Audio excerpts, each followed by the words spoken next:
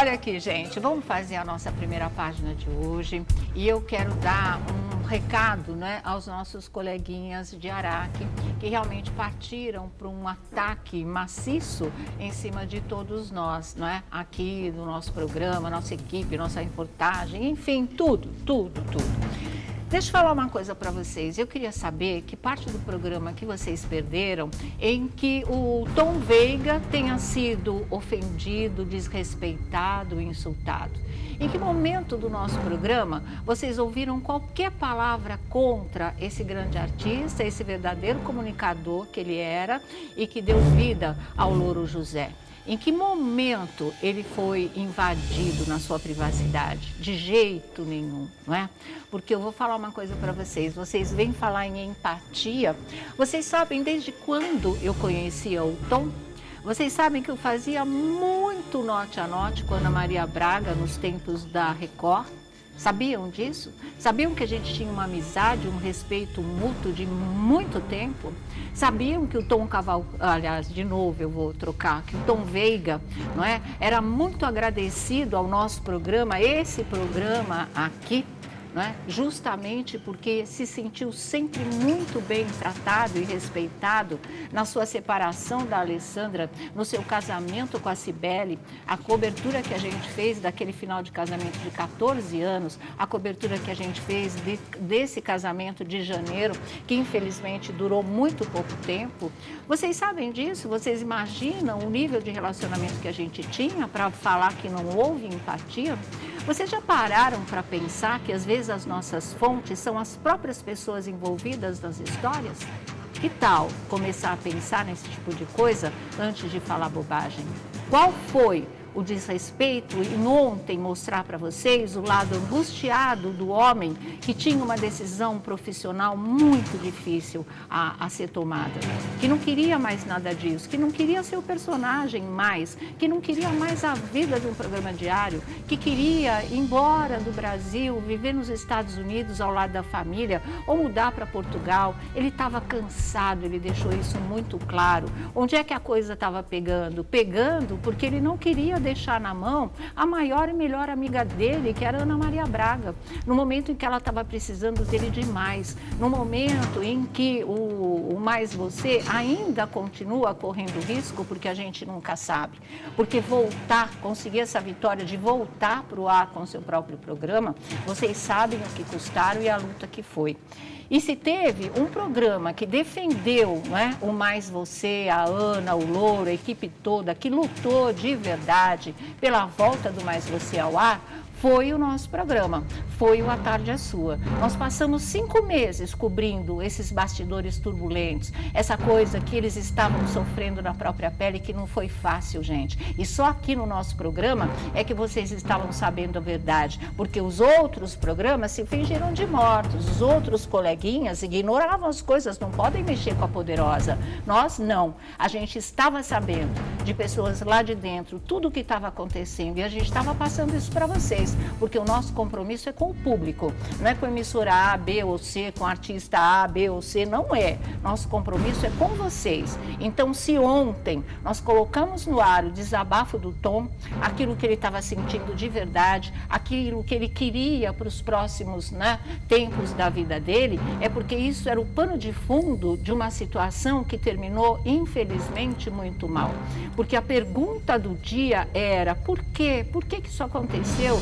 Mas ele estava tão bem, mas ele estava voltando para o ar, mas ele isso, ele aquilo, e ficou um ponto de interrogação imenso na cabeça das pessoas, não é? E a gente tinha pelo menos metade dessa resposta. Achei que era um momento, sim, e todos nós aqui achamos, de mostrar para vocês o lado humano, a parte difícil, se da vida dele.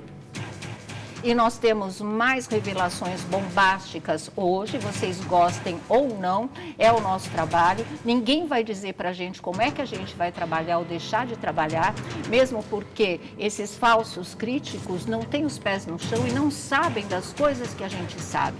Se nós quiséssemos dizer aqui tudo aquilo que a gente sabe dessa história de saída do ar do Mais Você, de volta para o ar, da ida para o encontro, a gente teria dito isso aqui. Mas é claro que não. É claro que a gente não ia fazer esse tipo de coisa, mas acesso nós tínhamos. Alessandro Lobianco, que agora está sendo detonadíssimo, que o diga, porque ele trabalha com fontes sérias. Ele está lá onde a coisa acontece. A gente não leva nada daqui para o ar sem ter absoluta certeza de que é aquilo e que vai poder ser provado sim, porque a gente tem como. Certo? Como a gente já tinha esses telefonemas, a gente já tinha as telas, a gente já sabia em que pé a coisa estava. Então, eu acho muito humano mostrar o que o Tom vinha passando e como isso, de repente, pode ter influenciado, sim, num pico de pressão altíssimo que acabou detonando um aneurisma que ele já possuía e não sabia. Claro que sim, você vive num estresse, ele estava num estresse, ele não queria abandonar a Ana, mas ele também não queria mais nada daquilo. A solução que ele achou, pelo menos temporária, viver na ponte aérea, né? Vai para o Rio, volta para o Rio, vai do Rio para São Paulo, volta de São Paulo para o Rio de Janeiro todos os dias, isso ainda em tempos de pandemia. Aí ele viu que na prática ele não estava conseguindo segurar essa onda. Ele viria ontem e faria aqui de São Paulo com ela, viria, mas ele mesmo não sabia até quando ele ia aguentar isso. Na verdade, ele não queria mais. É o pecado revelar isso? É um desrespeito? É uma crueldade? Olha, onde já se viu? Olha, vocês querem falar de empatia? Eu quero falar de hipocrisia. Sabe por quê? Porque, na verdade, eu não vi essa gritaria toda. Eu não vi nenhum programa, nenhum colunista, nenhum blog, nenhum site ser atacado quando fizeram o que fizeram com o Gugu. Aquilo sim era um sensacionalismo. Aquilo sim foi podre. Aquilo sim foi uma coisa nojenta e cruel. Não pouparam uma mãe de 90 anos que perdeu um filho. Não pouparam a turbulência de sentimentos dos filhos adolescentes do Gugu. Não pouparam a Rose, a mãe dos filhos dele, que foi tratada como uma chocadeira. Não pouparam nada nem ninguém. Começaram a discutir a sexualidade do Gugu em cima da sepultura dele. Eu não vi ninguém se levantar contra esse tipo de coisa. Agora, pergunta, qual foi o programa que respeitou? Qual foi o programa que nesse ano inteiro de ausência e de perda do Gugu não falou uma palavra a esse respeito dessa coisa suja de se querer desconstruir um mito da comunicação brasileira, um ícone, um dos maiores comunicadores que a gente já teve? Vocês se levantaram contra? Eu não me lembro, eu não sei disso, eu não vi em lugar nenhum, eu senti falta que isso acontecesse, porque eu jamais entraria numa coisa como essas, mas vocês fizeram isso, vocês mesmos que estão atacando o nosso programa, dizendo que ontem nós não respeitamos, não é, o Tom Veiga, muito pelo contrário, vocês não tinham com ele e não vão ter mais, obviamente, o relacionamento que a gente tinha aqui. Tá? Assim como vocês não vão mais poder fazer com que o Gugu, né, ou a família do Gugu, deixe de sentir essa dor, que eu falo, eu ainda me emociono, eu ainda fico muito revoltada com tudo isso que aconteceu. Sabe, vocês fizeram isso, nós não fizemos isso. Isso foi sujeira, isso foi uma campanha realmente desumana e cruel. Quantos programas do gênero abriram as portas para cafajestes oportunistas que queriam tirar vantagem às custas do Gugu, da memória dele, da vida pessoal dele em relação à morte e à herança? Quantos fizeram isso? Fizeram. Ninguém levantou a voz, ninguém criticou. Então vocês podem sim ter certeza, vocês que nos acompanham, vocês que são nosso público fiel, que sabem que realmente existe uma concorrência desleal, claro que existe. Existe uma marcação cerrada com o nosso programa? Pode ter a mais absoluta certeza. Isso vai mudar o nosso tipo de trabalho, mas de jeito nenhum, nosso time está aqui, está completo, time que já tentaram desmontar.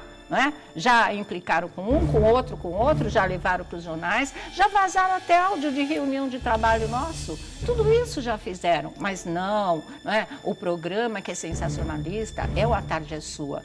Falaram muito também que tudo por audiência, isso não se faz. Olha aqui, se a gente aqui quisesse tudo por audiência, o que não é nosso critério, buscar audiência com certeza, mas não tudo por audiência, a gente teria embarcado nessa história podre que vocês fizeram com o Gugu. Seria muito fácil, teria dado muita audiência, né? Era só derramar umas lágrimas de crocodilo aqui também, o Ibope ia lá para cima. Vê se a gente fez esse tipo de coisa. Se esse fosse o nosso único objetivo, ocasião maior do que essa, não teria surgido, porque isso foi foi uma coisa extremamente pesada. E a gente aqui sempre cortou na própria carne, sabe? Eu nunca faria com os outros, nem toda a nossa equipe, nem a nossa direção, aquilo que a gente não quer que seja feito com todos nós, porque eu sofri na própria carne na época da morte do meu primo do Chorão. Eu sei o que era estar em casa, desesperada, recebendo a notícia, e emissoras já dentro do apartamento dele, onde teve aquela noite de fúria que terminou em tragédia, não é? Mostrando tudo aquilo quebrado e que nem a minha tia, a mãe dele, tinha visto ainda e não tinha nem ideia. Isso nós passamos. Ninguém falou absolutamente nada. Ninguém disse que essas imagens trágicas em cima de uma morte que tinha praticamente acabado de ser descoberta, tinha sido uma coisa cruel ou desrespeitosa. Ninguém. E nós, como jornalistas que somos, como programa que nós somos, nós cortamos na própria carne, porque nós fizemos a cobertura do começo ao fim, sabendo que aquilo estava custando para cada um de nós. Então vocês não pensam que nós vamos nos medir pela régua rasa de vocês, por vocês que não conhecem o que acontece nos bastidores, que vocês não têm com os artistas a história e o conhecimento que todos nós aqui temos, a intimidade que nós temos. Por isso, quando a gente vem e fala, pode ter certeza que é isso mesmo, porque se não for, também nenhum de nós aqui nunca teve problema em pedir desculpas, em se retratar, em passar a informação certa, em se colocar na geladeira, que é a nossa grande brincadeira, um modo mais saudável de criticar. Isso nunca aconteceu. A gente está na chuva, a gente pode errar, a gente assume o erro, não tem desculpinha furada, nunca teve, e a gente segue em frente. Então, vocês que nos seguem de verdade e que sabem que esse é o nosso modo de trabalhar, podem ter certeza que apesar de todo e qualquer ataque, inclusive de robô, foi muito engraçada, né? Essa história ontem, isso não muda em nada, tá? Você que está sempre assistindo a gente, vai continuar recebendo as informações de bastidores, que sejam mais polêmicas, a gente não tem nada a temer de ninguém, nós não estamos aqui para fazer média, como eu disse para vocês, com ninguém, o nosso compromisso é com vocês, o que a gente tem que ter é lisura, honestidade, transparência, é realmente ir atrás da informação e trazê-la a você com correção. Quando houver erro ou houver engano, você vai saber aqui também tudo através de nós, sabe? Porque a gente não falha nesse sentido com vocês, de ser realmente transparente, porque o que eu sempre disse aqui no nosso programa, nas minhas entrevistas, o que eu sempre repito